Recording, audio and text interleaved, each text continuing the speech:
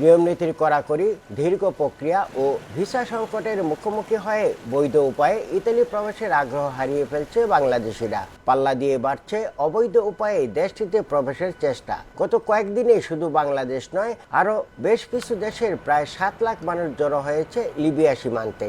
ইতালির প্রভাবশালী গণমাধ্যম আনসা ও জাতীয় দৈনিক লা রিপাবলিকা জানায়, ইতালি সহ ইউরোপের বিভিন্ন দেশে অবৈধভাবে প্রবেশের উদ্দেশ্যেই জড়ো হয়েছে এই বিপুল সংখ্যক মানুষ।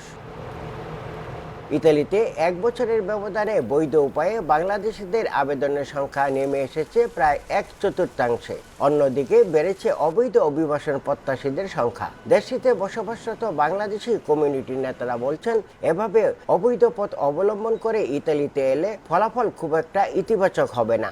বাংলাদেশের প্রায় লক্ষাধিক বাঙালি ইটালিতে অবৈধভাবে অবস্থান করতেছে এবং হাজার হাজার বাঙালি বিভিন্ন পথে আসতেছে।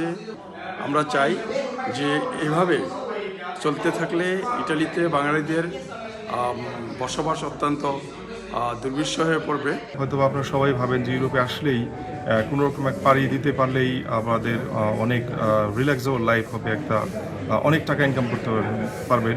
বাস্তব অর্থে সেটা কিন্তু না। অবৈধ অভিবাসন প্রত্যাশীদের শনাক্ত এবং পালিয়ে যাওয়া আটকাতে রাজনৈতিক আশ্রয় প্রার্থীদের হাতে ইলেকট্রনিক্স ব্রেসলেট পরানোর সিদ্ধান্ত নিয়েছে ইতালি সরকার। অপরদিকে অবৈধ অভিবাসীদের আলবেনিয়ায় ফেরত পাঠানোর চেষ্টা অব্যাহত রেখেছে তারা। এমনকি একটি প্রত্যাবাসন কেন্দ্র খোলারও পরিকল্পনা চলছে।